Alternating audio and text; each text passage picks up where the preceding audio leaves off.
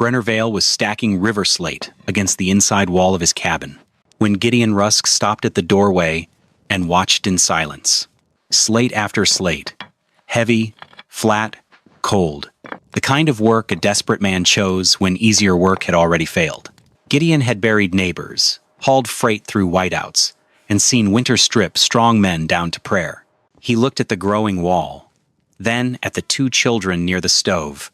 Jonah, 10, pretending not to be afraid. Elsie, 6, wrapped in a blanket too thin for the season ahead. Then he gave his judgment. When your fire dies, those children will freeze before that stone learns mercy. Brenner said nothing.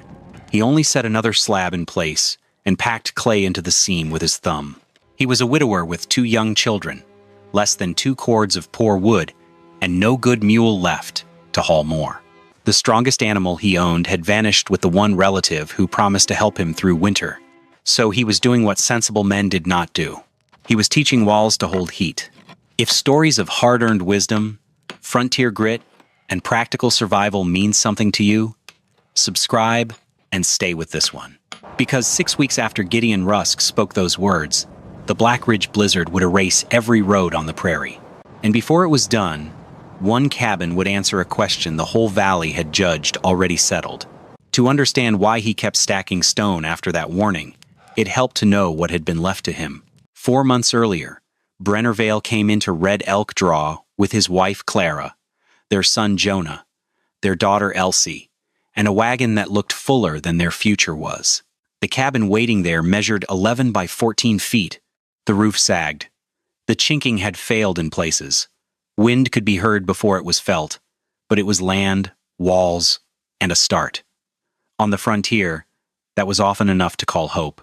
Then early summer turned hard. Clara went into labor too soon. The child never lived. Fever came after. Infection followed. By the 3rd day, the room was quiet in the way rooms become when death has decided to stay. When it was over, Brenner stood with what remained. Jonah, 10 years old. Elsie, 6. A patched cabin. Debt at the mercantile. 1 mule fit for hauling wood. A small box of wheelwright tools from work he used to know. No sermon changed it. No neighbor could carry it for him. He did not cry where anyone could see. He stripped the bed, folded Clara's shawl, and set it away. He fed the children. He checked the mule's tether. Then, after dark, he added a second bar across the cabin door. That was how some men grieved. Not with sound, with work. Work kept the cabin moving, but work could not watch 2 children at once, cook, mend, haul water, and cut fuel. That was where Ruth Vale entered the picture. Clara's older sister arrived with soft words, steady hands, and the kind of sympathy tired people want to believe. She said she would stay through harvest season, then through the first winter if needed. She cooked for the children, swept the floor, and spoke of Clara as if loyalty still lived in the family. For a short time, Brenner allowed himself to trust what remained. Then, one morning he returned from the creek with 2 pails of water and saw the truth before he reached the door. The hitch post stood bare. No mule, no saddle harness, no trace of Ruth. Inside, the small tin cash box lay open, not emptied, but lightened, enough taken to matter, enough left behind to feel deliberate.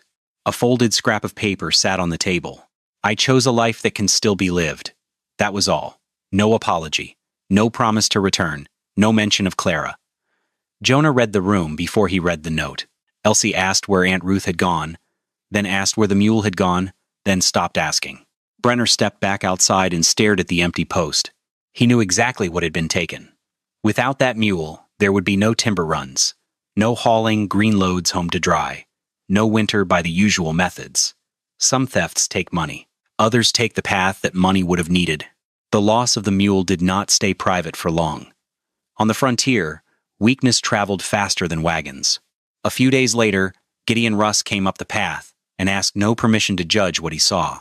He moved through the cabin in silence, reading roof, floor, seams, and woodpile, with the cold certainty of a man who had seen winter finish weaker houses.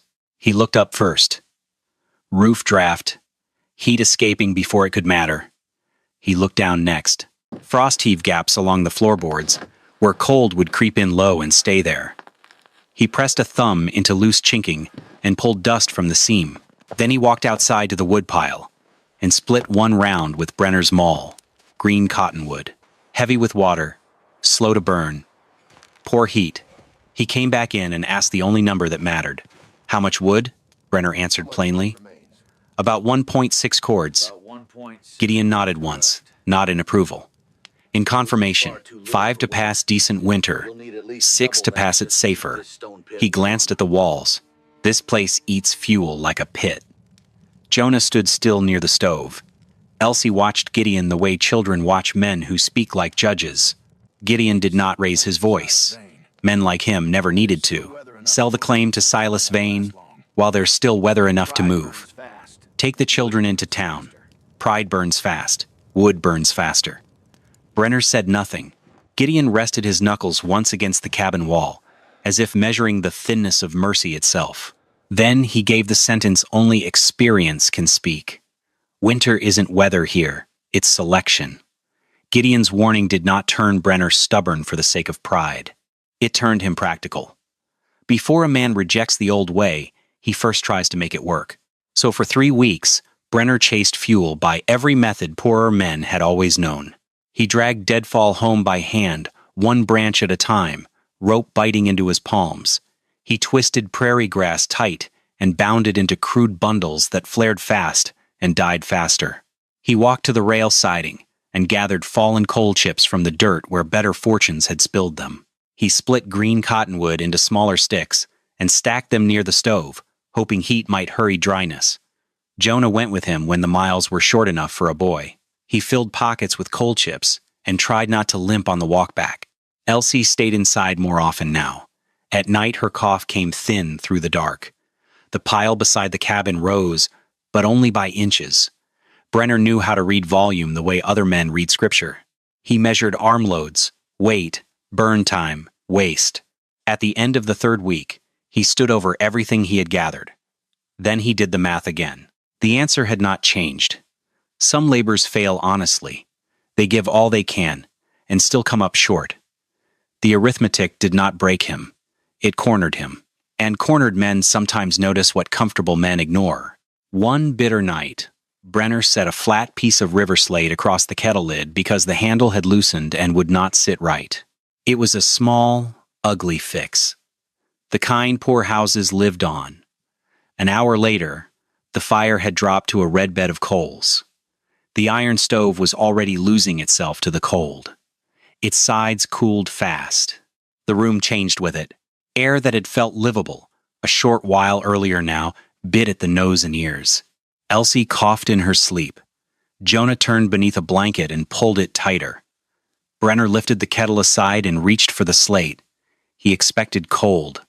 It was still warm, not hot, not enough to boast about, but undeniably warm. Warm after the iron had begun surrendering. Warm after the room had started turning mean again. He set his palm on it longer this time, said nothing, tested it the way a craftsman tests grain or balance. Then memory moved before words did. Years earlier, in a wheelwright shop 2 counties east, there had been stone flooring laid near the forge. Long after the coal bed dimmed, those slabs kept a mild heat in them. Apprentices stood there in winter without thinking why. Brenner looked at the stove, then at the cabin walls, then at the thin air that never stayed where it was paid to stay. The stove heats air. The air escapes. His eyes settled on the slate in his hand. What if it heated stone instead? Nothing in the room changed yet. The cold was still there. The debt was still there. Winter was still coming. But something had shifted inside the man staring at that wall. Fatigue had left his face. Calculation had taken its place. By first light, Brenner was walking toward North Fork Creek with a rope, a pry bar, and a purpose he did not yet trust enough to name. He came back with 4 flat slabs of slate, each heavy enough to matter and smooth enough to stack. He set them near the stove through the afternoon, turning them once, letting the heat work into them slowly instead of striking only the surface. After supper, he slid the stones beneath the children's bed frame and said nothing about why. Frontier houses had no room for experiments announced too early. That night, Brenner did not truly sleep. He woke to measure what hope looked like in darkness. At midnight, he knelt and reached beneath the bed. The slate was still warm.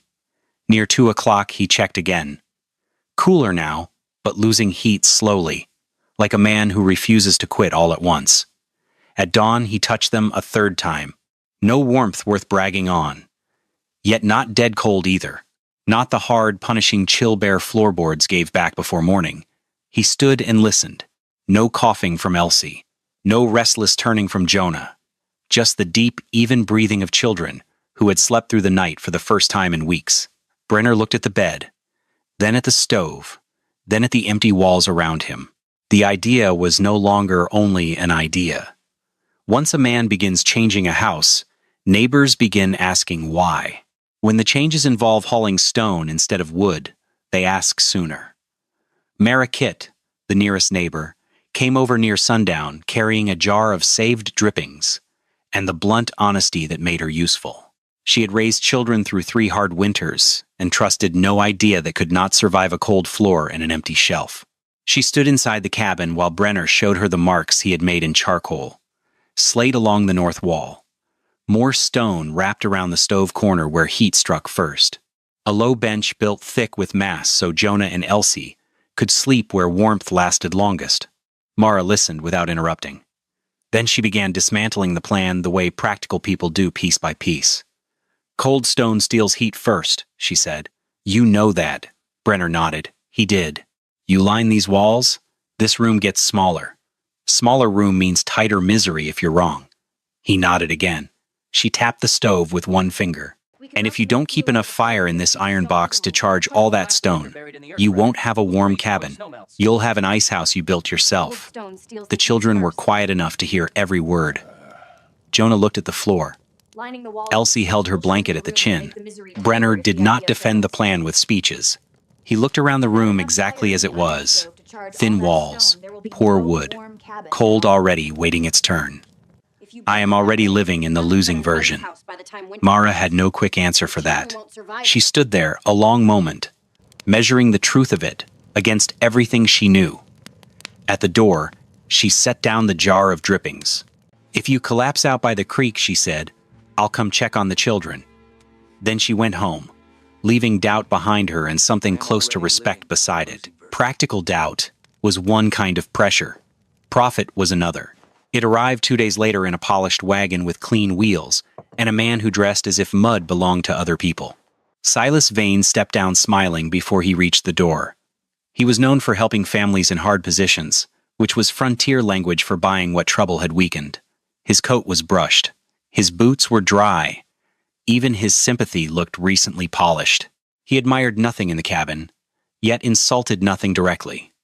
Men like Silas preferred their knives wrapped in manners. He spoke gently. Brenner had children. Winter was near. Debt sat at the mercantile.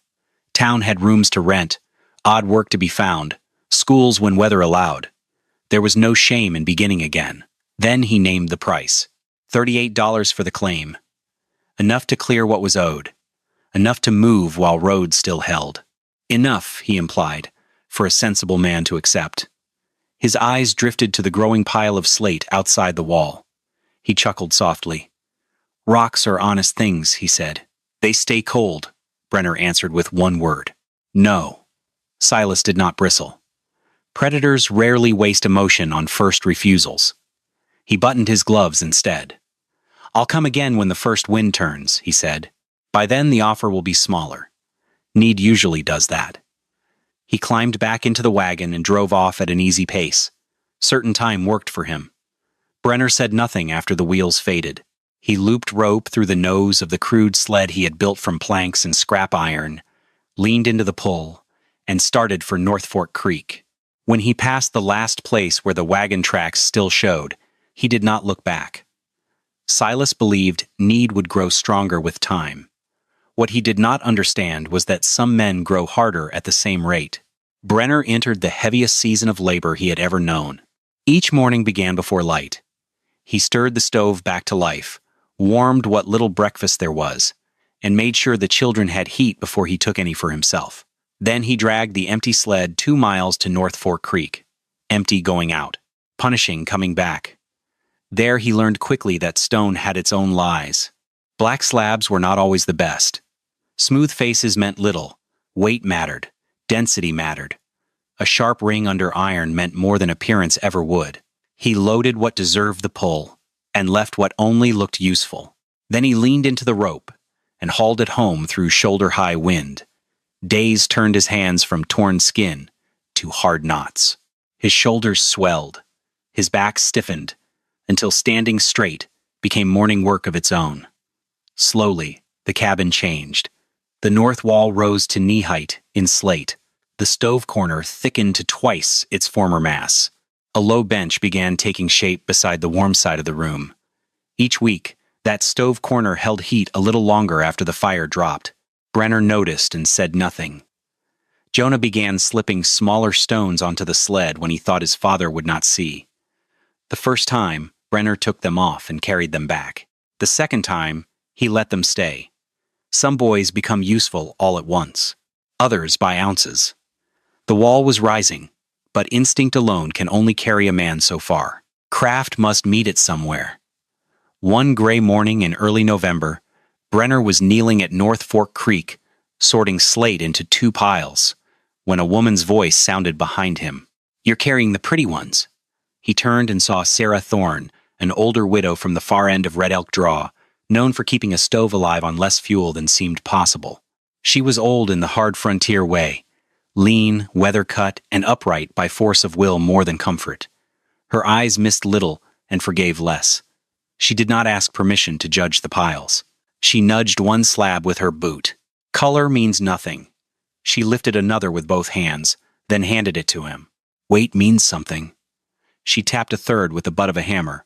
It answered with a dull clack. She tossed it aside. Then she struck another. It rang sharp and clean. "That one stays." She explained as if speaking to someone who ought to keep up.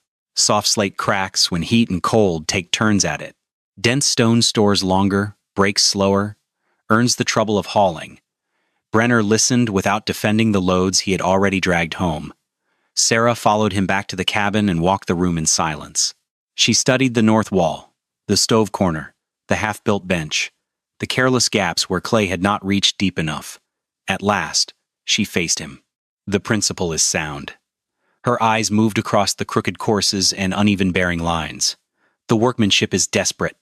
Brenner did not argue. Men who truly want to learn rarely waste time protecting pride. He only asked the useful question. What would you change first? Brenner had asked the right question, and Sarah Thorne respected useful questions enough to answer them. She came back the next day, and the day after that, and for 3 weeks besides. She taught without softness and without waste. Empty spaces behind the stone were not harmless gaps. They were places where cold could live. So she made him force clay mixed with ash deep into every void. Joints were never to rise in straight lines. They must stagger, or the wall would think like separate pieces instead of one body. Lower courses had to lean slightly inward so the weight settled toward safety, not away from it. Where the stove threw its strongest heat, the mass must be thickest. Where children slept, the bench had to touch the heat path, not sit beside it pretending closeness was enough. Then she turned to the stove itself and corrected the mistake most people called common sense. Big flames heat air, coals heat mass. She had Brenner split wood smaller, feed often, keep the coal bed steady for 4 straight hours instead of roaring hot for 1 and starving the next 3. Flame looked impressive. Coals did the work that lasted. By the second week, Brenner understood something bitter. He had been burning wrong for years, like many men before him. He had heated rooms quickly and lost them quickly. One dawn, after following Sarah's method through the night, he laid a hand on the bench. It still carried warmth. Not comfort enough for boasting, but real warmth at first light. Sarah noticed his expression and looked away before it could become gratitude. "My boy died in a cabin that was warm until midnight," she said. "That was all. No story, no tears, no sermon." Then she pointed at the stove. "Feed it. The wall remembers only what you give it." For a time, the cabin answered better each week. That was when danger changed shape. Early success can make a man trust what has not yet been fully tested. At the start of December, sometime past midnight, Brenner woke to a sound no builder ever mistakes. A low grinding shift, stone under strain. Then came the drop. The heat bench beside the stove slid forward half an inch. One support course cracked. Two upper slabs tipped loose and slammed onto the floorboards. Elsie jerked awake and cried out. Jonah was already standing before his eyes had fully opened. Brenner was at the bench in 2 strides. He saw the truth immediately. 3 weeks of labor balanced wrong. Weight pushing where it had no business going. If the lower line failed completely, the whole bench could peel apart. Outside, winter had already begun in earnest. There was no spare month left for elegant repairs. No spare wood for mistakes. No spare strength in the house at all. He said nothing, because there was nothing useful to say. He only steadied the loose slabs with both hands and felt how close effort can come to becoming rubble. Sarah arrived after sunrise, as if trouble had sent for her before anyone else could. She crouched, studied the crack, traced the bearing line with one finger, then stood. "Good idea," she said. "Bad load path." She gave the remedy at once. Fence posts for braces, wedges driven downward to force pressure back into the wall, crude timber under fine stone, ugly but fast. Then she looked toward the road. "Send for Gideon Rusk." Brenner glanced at her. "You need strength," she said. "And men listen harder when the doubter carries lumber." Sarah had been right about one thing beyond argument. Men who doubt an idea often trust it more once they have to lift part of it.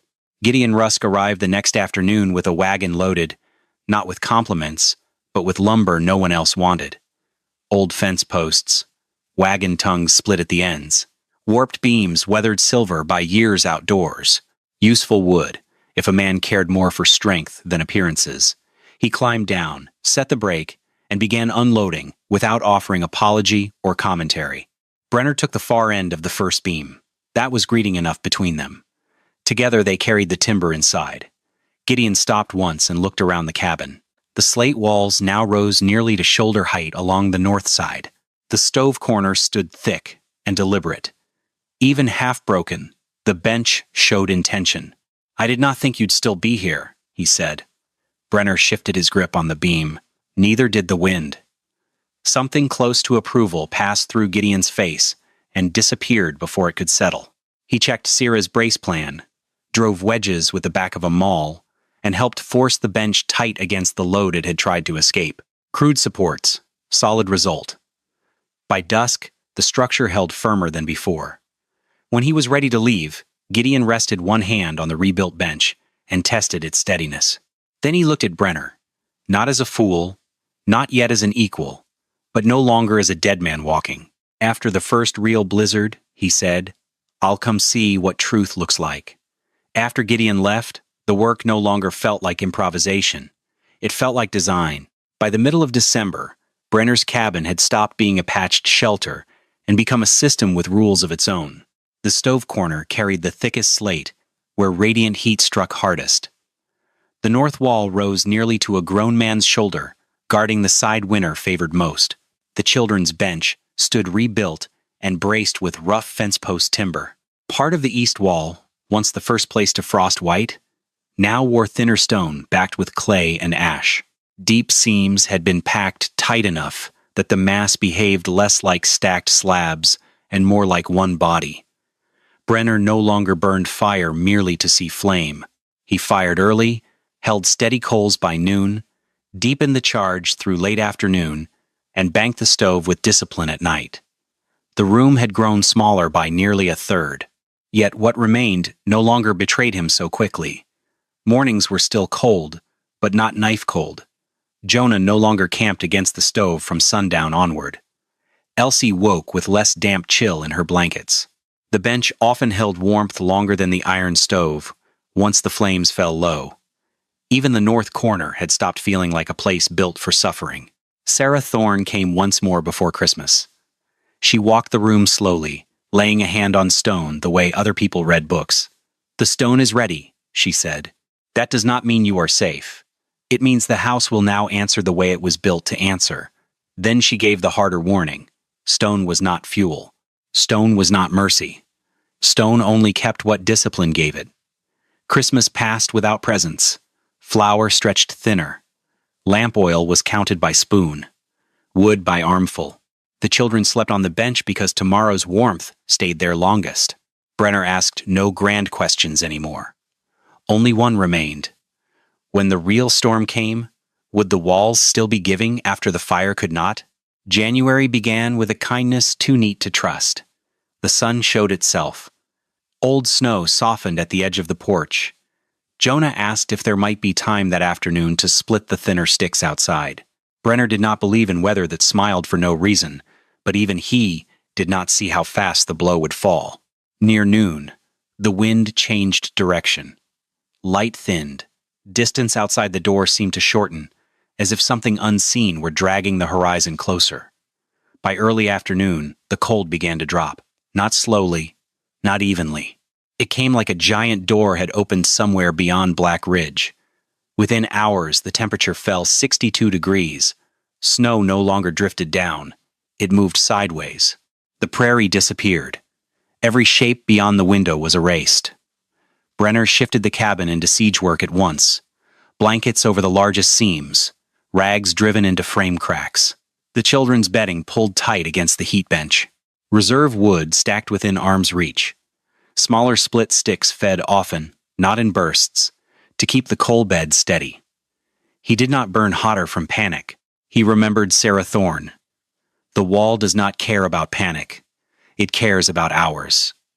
Until dusk, the system answered as it had been taught. The stove corner ran hot. The north wall warmed through. The bench kept giving back what the day had stored. Jonah and Elsie were less cold than the old cabin would ever have allowed. But storms do not test one point. They test all points. By full dark, the east side began to fail first. Its thinner stone and broken coverage started handing winter into the room inch by inch. Brenner dragged his last spare slabs into place along the base, not to win, only to make the cold move slower. Elsie began to shiver hard enough to shake the blanket. Jonah grew quiet in the way children do when fear becomes too real for questions. Both of them felt what every frontier family feared most. A house can turn from shelter to trap in a single night. Brenner kept feeding the stove in measured rhythm, as if he were keeping heartbeat inside the walls while everything outside tried to stop it. After midnight, the Black Ridge blizzard no longer sounded like wind. It became pressure. Continuous, deliberate pressure against every weak place a house could have. Near 12 o'clock, Brenner smelled the first new danger. Smoke moving wrong. Not the clean pull of a healthy draft, but smoke being forced back down. The chimney cap had twisted under the gale. Downdraft was driving into the flue. Sparks spat back through the stove seams. Gray smoke began to roll low across the room. A stone-lined cabin could hold warmth longer. It could also hold poison longer. Brenner dropped beside the children at once. He pushed them low to the floor, wrapped damp cloth over their mouths, and told them not to rise unless he touched them. Then he opened the door and went into white. There was no world outside now, only wind, frozen wood beneath his hand, direction remembered by the body. He moved along the wall log by touch, not sight. His gloves stiffened, breath cut his throat like metal. He found the chimney by memory, climbed half by instinct, seized the cap, and forced it back into line. He held it there until the seal caught true. When he came inside again, his lungs burned raw. But the draw had returned. Smoke began climbing where smoke belonged. Then came the slower enemy, fuel. No system makes wood from nothing. By 3 a.m, the reserve pile was nearly gone. The last coal pan dimmed red at the edges. Air inside the cabin turned thin and bitter. Bare floorboards glittered white with frost. Now the idea itself stood trial. Brenner touched the stove iron. Still a little heat. He touched the north wall. Warmer than the room. He touched the bench. Warmest of all. He touched the east boards. Dead cold. The difference was no theory now. It lived under his hand. He pulled Jonah and Elsie tight against the bench and wrapped the blankets around all 3 of them so their backs and sides could drink the heat the slate had gathered through the day. Jonah spoke softly through the dark. When the fire is gone? Is that when people lose? Brenner answered with the truest thing he knew. That's when you find out what the house remembers. The coals withdrew little by little. Outside, the blizzard roared at the walls. Inside, the cabin was no longer warm in any comfortable sense. But the slate kept giving back what it had been given. Slowly, sparingly, honestly. And that small, honest warmth was the line between life and death. Morning arrived like an object with no heart in it. Brenner woke into gray light and the silence that follows a night of violence. The stove was dead. The window had gone white with ice. Every bare surface in the room carried frost. He sat up slowly. The first things he checked were not the door or the weather. Jonah was breathing. Elsie was breathing. And the bench had not gone hard cold. He laid his palm on the slate. It was no longer warm in any comforting sense, but it was not as cold as the room. It still stood a little above the air, still on the side of Mayo on the side of life. Mayer understood what that meant, without needing words. Then the outside world began entering the cabin through those who had survived it. Sarah Thorne came first, ice crusted along her scarf, wearing the face of someone who had crossed a country whose population had changed overnight. She offered no congratulations. She inspected the children, the stove, the wall temperature, the bench surface, the frost lines on the bare boards. Then she gave the valley's first accounting. The Harper place had more wood than Brenner ever did, but they burned in bursts and slept on a fast-cooling floor. By dawn, Harper and his oldest boy were gone. The Leland house was tighter built, newer boards, fewer drafts. But once their fuel dropped, the air inside turned killing cold before 2 a.m. At Miller's place, no one died, but the twins lost flesh in their feet because the sleeping corner froze hard before sunrise. More wood had not been enough. Tighter walls had not been enough. A bigger stove had not been enough. Brenner had lived because his cabin did not die when the fire did. Sarah looked around once more and spoke almost to herself. It answered slow enough. Gideon Rusk arrived later. He walked the room exactly as he had months before, but this time he searched for no weakness. He read evidence: clay-packed joints, thick stove-side mass, bench depth, the east shield where winter had been delayed, if not denied. On the road in, he had seen houses with full woodsheds, beaten before dawn. New cabins that lost heat the moment flames fell. One man had burned furniture by midnight and still could not keep warmth for his children. He looked at Brenner for a long moment. "I judged the size of your fire," he said. "You judged the life of what came after it." It was a true apology, because it asked for nothing back. Brenner did not enjoy being right. He only looked at the 2 children still sleeping. For men like him, victory was measured in breathing. Breathing was proof enough for Brenner. For other men, proof often needed an audience. A few days later, when the road cut began to open again, Silas Vane returned. Not to help, to do what he did best. He came to rearrange reality until it could be sold. He spoke in the careful tone of a reasonable man. Luck had its place. Neighbors had come through. Shared fuel after the storm might have saved anyone.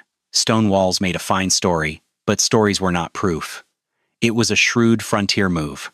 He did not deny the thing outright. He only thinned the cause until it lost its shape. If Brenner could not hold the lesson, then the lesson could not change the price of land, labor, or respect.